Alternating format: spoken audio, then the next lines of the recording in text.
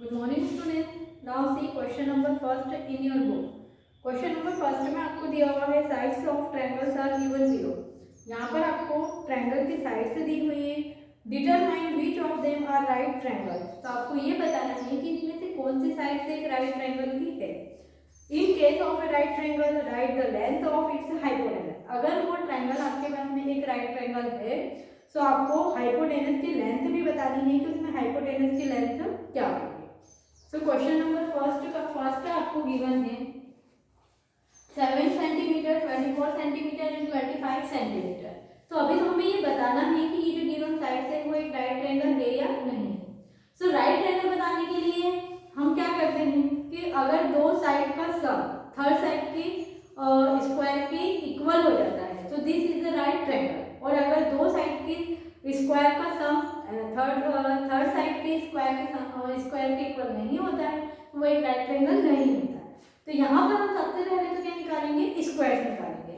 जैसे 7 का स्क्वायर 49, 24 का स्क्वायर 576 एंड 25 का स्क्वायर 625.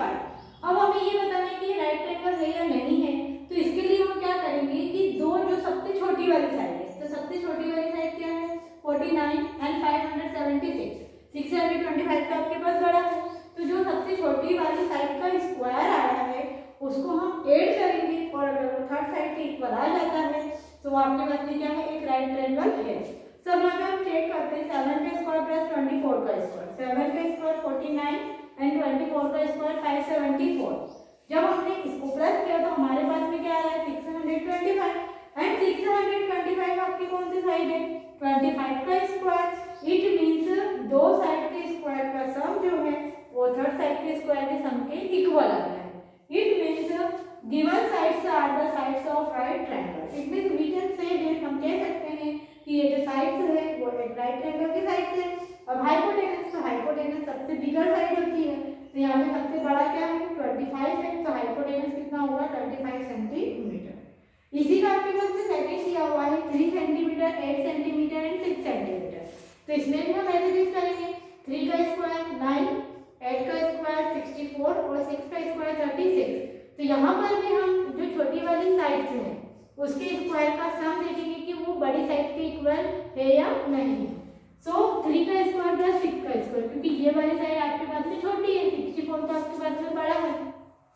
3 का स्क्वायर 9 और 6 का स्क्वायर 36 है. 36 प्लस 9 कितना हुआ आपके पास 45. बट यहाँ पर आपके पास में थर्ड साइड बड़ी साइड कौन सी 64 है. इट मीन्स 3 का स्क्वायर प्लस 6 का square is not equal to 8 का स्क्वायर. ये दो साइड का स्क्वायर 8 के स्क्वायर के इक्वल नहीं है.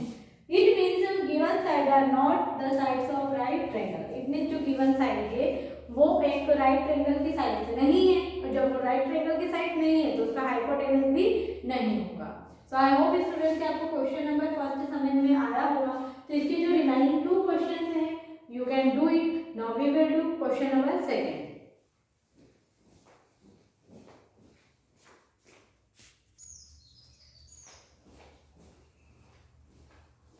Now students see question number second in your book. Question number second में आपको दिया है P Q R is a triangle right angled at P. आपको पी क्यू आर एक राइट ट्रायंगल दिया हुआ है जो कि किस पर राइट ट्रायंगल है पी पर. And M is a point on Q R और एम जो है वो क्यू आर पर एक पॉइंट है. Such that P M perpendicular Q R है. तो हमें शो करना है कि पी एम का square is equal to Q M into M R. तो सबसे पहले इस क्वेश्चन में आपको फिगर गिवन नहीं है तो हमें फिगर बनाना है. तो हमें एक ट्रायंगल पी क्यू आर दिया हुआ था. हमने एक ट्रायंगल पी क्यू आर बना दिया जिसमें से वो जो राइट ट्रायंगल है वो किस पर है पी पर है. इट मीन हमें यहाँ पे पी पर कितने डिग्री का एंगल बनाना है 90 डिग्री का एंगल बनाना है. तो पी क्यू आर में 90 डिग्री किस पर हो गया पी पर हो गया. सेकेंड थिंग ये भी दे रहा है कि यहाँ पर एम एक पॉइंट है किस पर है क्यू आर पर. मतलब एम जो है वो क्यू आर पर क्या है एक पॉइंट है.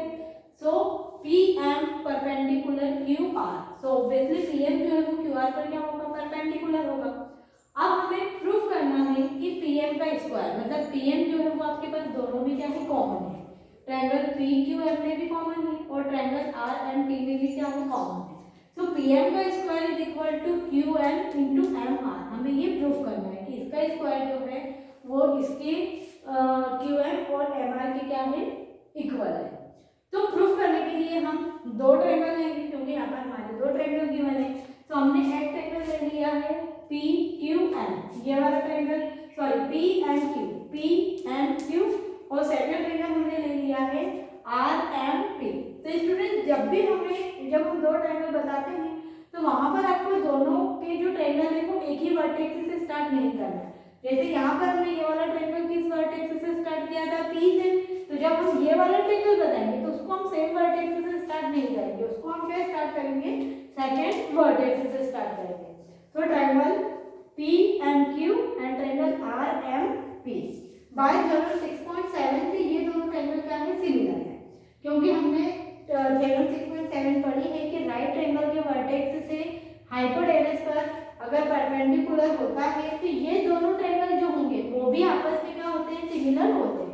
तो ये छोटे वाला ट्रायंगल भी सिमिलर होते हैं, फिर ये छोटा ट्रायंगल बड़े ट्रायंगल के भी सिमिलर होता है, ये हमने थ्योरम में पढ़ा।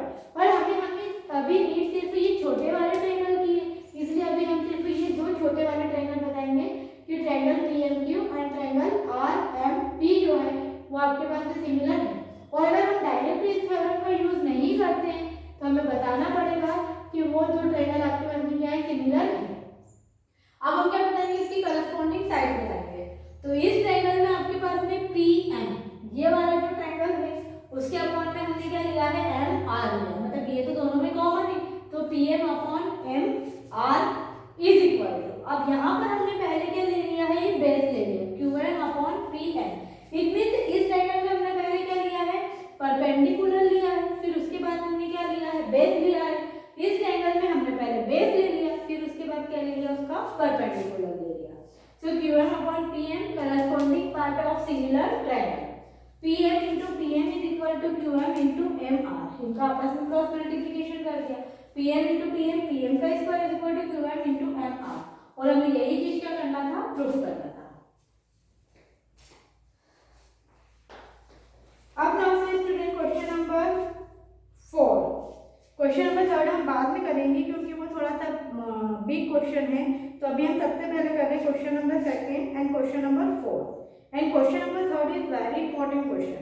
तो क्वेश्चन नंबर 4 जो आपको दिया हुआ है, ABC is an isosceles triangle, आपको ABC एक आइसोस्केलस ट्रायंगल दिया है जो कि किस पर राइट ट्रायंगल है, C पर राइट ट्रायंगल है। इसमें C कितने डिग्री का होगा, 90 डिग्री का होगा। तो हमें प्रूफ करना है कि AB का square is equal to 2AC का स्क्वायर।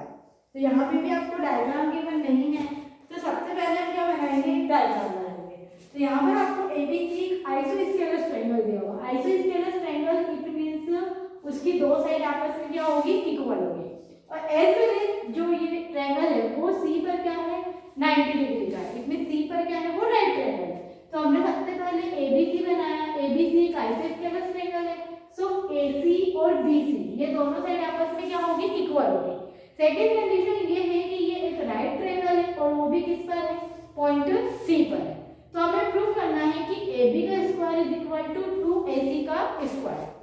तो सबसे पहले हम गिवन डेट लिखेंगे, हमें गिवन है कि ट्रायंगल ABC एक राइट ट्रायंगल है जो कि किस पर है, C पर है, एंड यहाँ पर हम ये भी लिख सकते हैं कि ट्रायंगल ABC आइसोस्केलस ट्रायंगल भी है as well as right triangle भी है एट C पर। तो हमने बता दिया कि ABC एक राइट ट्रायंगल है एक किस पर, C पर, as well as isosceles triangle भी है।